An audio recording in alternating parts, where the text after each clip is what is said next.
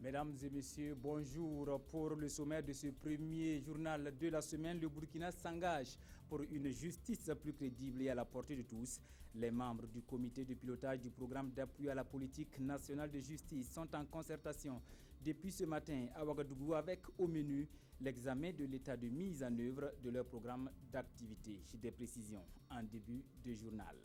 À suivre également la suspension de Michel Platini et Joseph Blatter, 8 ans sans activité liée au football.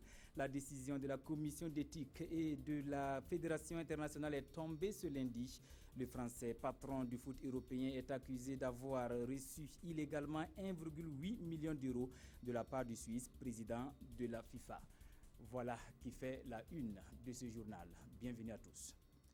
Oui, pour une justice plus crédible et à la portée de tous, c'est ce qui réunit à Ouagadougou depuis ce matin les membres du comité de pilotage du programme d'appui à la politique nationale de la justice. L'examen de l'état de mise en œuvre du programme d'activité est à l'ordre du jour de cette rencontre. On fait le point avec Maxime Zongo. Une justice crédible, indépendante, compétente et accessible à tous, voilà affiché l'ambition d'ici 2019. Pour contribuer à la réalisation de cette vision, il a été mis en place par les autorités compétentes un programme d'appui à la politique nationale de justice. Cette politique nationale de justice a pour objet donc, au bout du compte, de faire de la justice une justice crédible, impartiale, transparente et équitable, juste. Et c'est cet objectif que le programme d'appui à la politique nationale de justice va mettre en œuvre à travers des actions qui sont déclinées dans le programme. Aux côtés de l'État burkinabé pour l'édification de cette justice souhaitée et attendue par tous, l'Union européenne.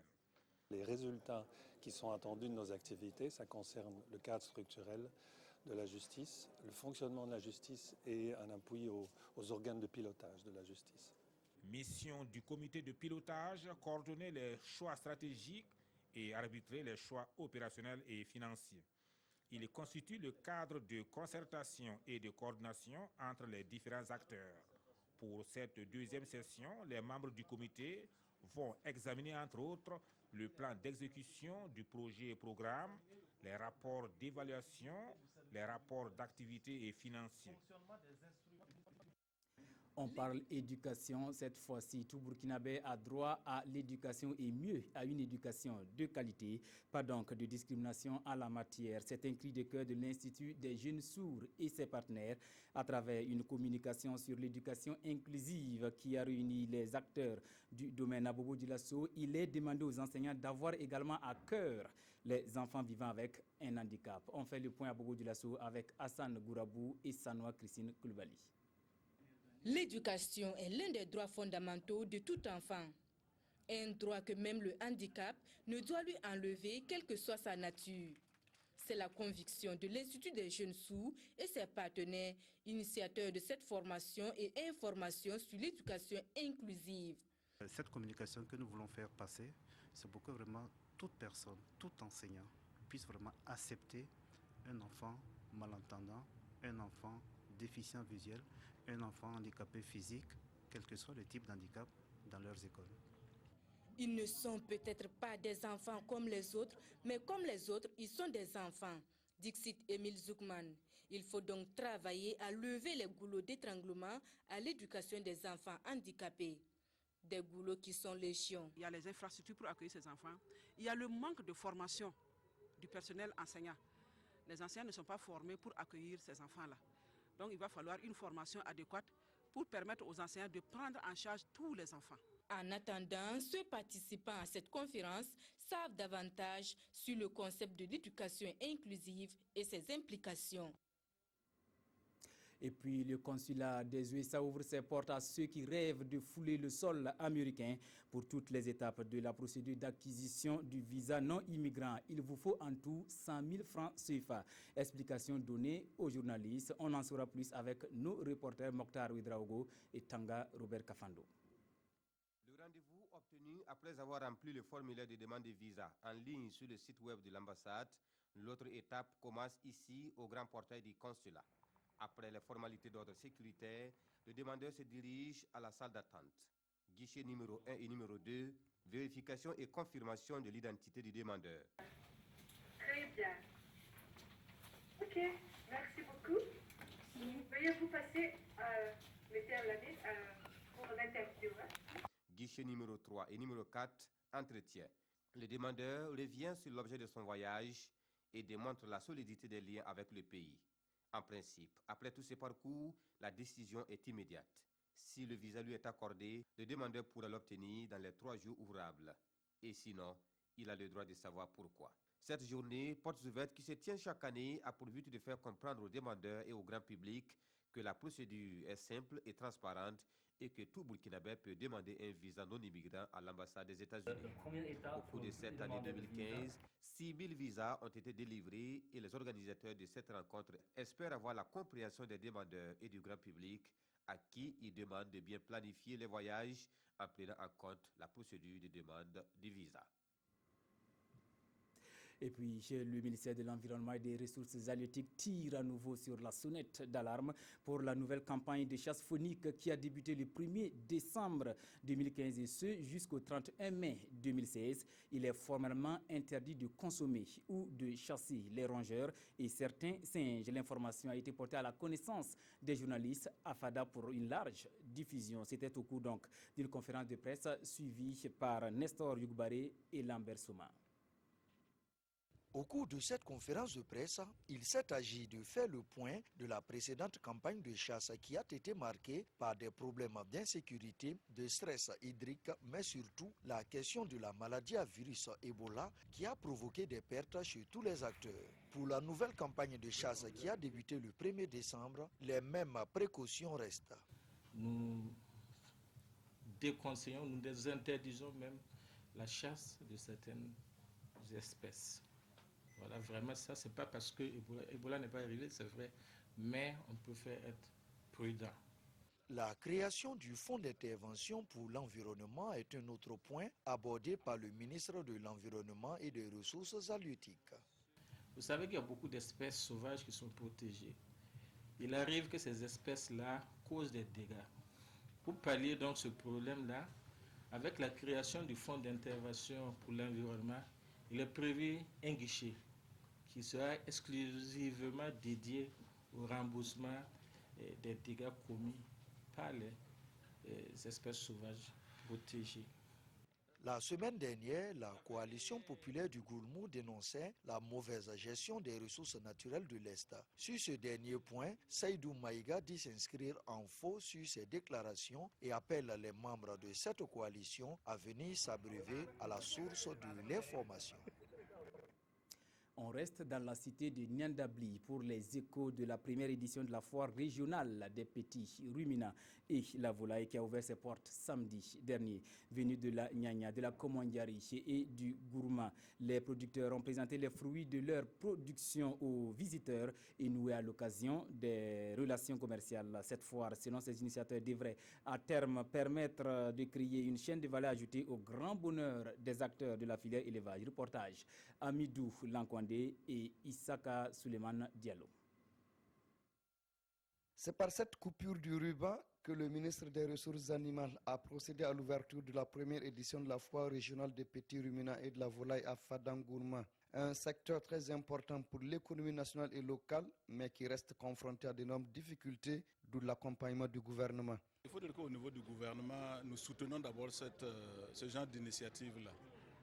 C'est vrai que c'est bon de produire, mais on produit pour la consommation à travers le marché. Alors, autre soutien que le gouvernement apporte, c'est effectivement de mettre en place un certain nombre d'infrastructures pour faciliter effectivement la commercialisation, notamment les marchés à bétail. Cette foire va permettre aux acteurs de partager les expériences et de mutualiser les efforts. Cette foire va permettre aux producteurs non seulement de se retrouver entre eux et discuter des difficultés qu'ils rencontrent, et aussi pour faire de bonnes affaires. J'ai vendu à peu près de 16 têtes comme ça d'abord. La foire a été rendue possible grâce à la Chambre régionale d'agriculture de l'Est avec le soutien financier de l'USAID dont l'ambassadeur des États-Unis était le parrain.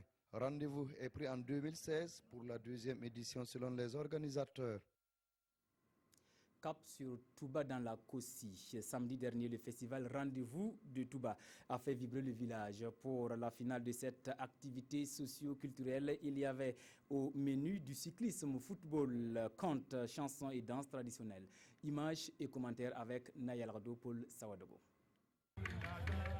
Alexandre Koulibaly, conteur, tient en haleine le public à l'auberge de Madouba, distinguant des contes dont lui seul a le secret et à l'issue desquels une morale pour la vie est tirée. C'est la soirée des lauréats du Rendez-vous de Touba. Ensemble d'activités socio-culturelles, sportives et éducatives, le Rendez-vous de Touba est un cadre de promotion et d'intégration. Pour cette deuxième édition, les danses Sakala, Denio, Yeye et Tendoro étaient au rendez-vous. C'est un véritable pan de la culture d'Afin et Bois qui est révélé au public.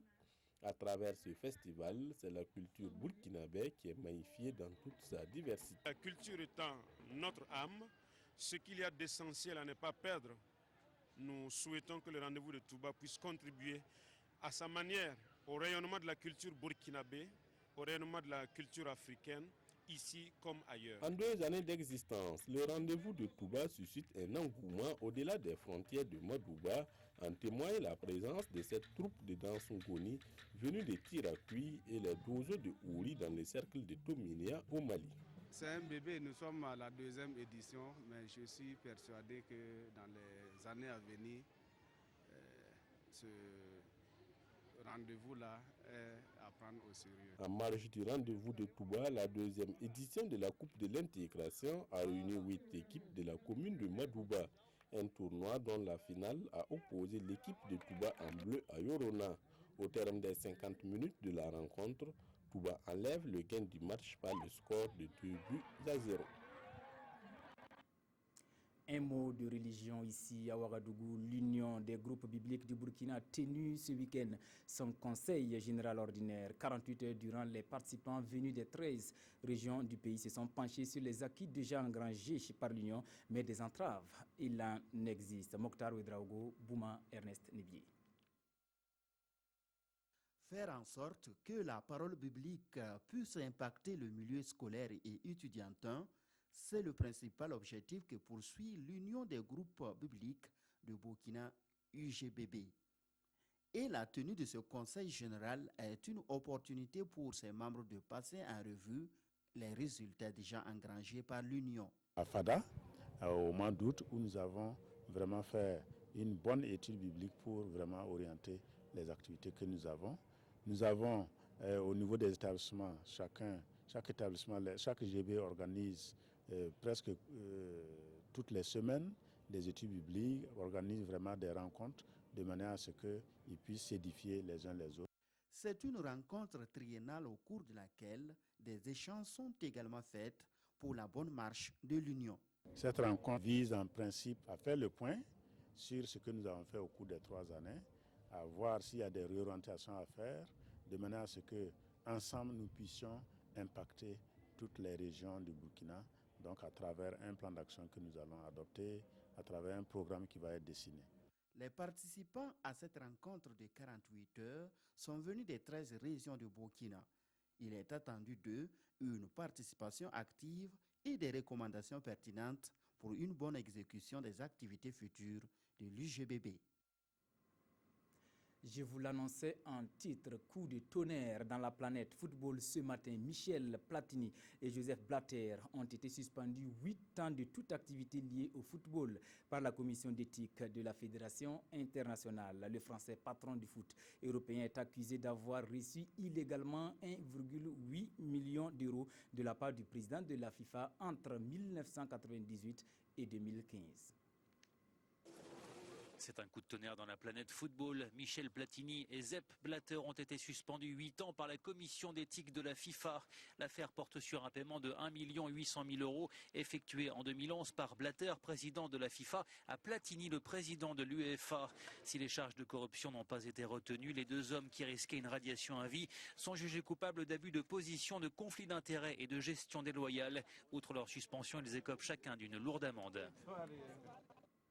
On referme cette édition avec la revue de presse de ce lundi, la fin de la transition qui annonce l'investiture du président Roch Marc Christian Kaboré et le rapatriement des Burkinabés de Libye sont à lire à la une de vos quotidiens. Revue de presse signée Tobom Evelyne Daviré. Vos quotidiens de ce jour jettent un regard sur l'actualité politique. DNF fait le décompte, J-8 pour la fin de la transition. Une fin de transition qui va se solder par l'investiture de Roch Marc Christian Kaboré, vainqueur de l'élection présidentielle du 29 novembre dernier, lit-on dans Aujourd'hui au Faso, qui poursuit. La passation des charges est qualifiée d'historique par les autorités intérimaires en raison du fait qu'il s'agit de la première fois qu'un civil remettra le pouvoir à un civil dans le pays depuis son indépendance en 1960.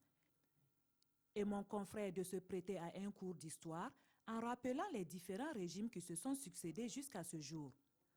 Votre quotidien DNF annonce les dirigeants des pays invités, qui sont entre autres celui du Mali, du Niger, de la Guinée, du Sénégal, de la Côte d'Ivoire, du Nigeria et du Bénin. Autre sujet ayant interpellé vos quotidiens, c'est le retour de 179 Burkinabés de Libye le jeudi 17.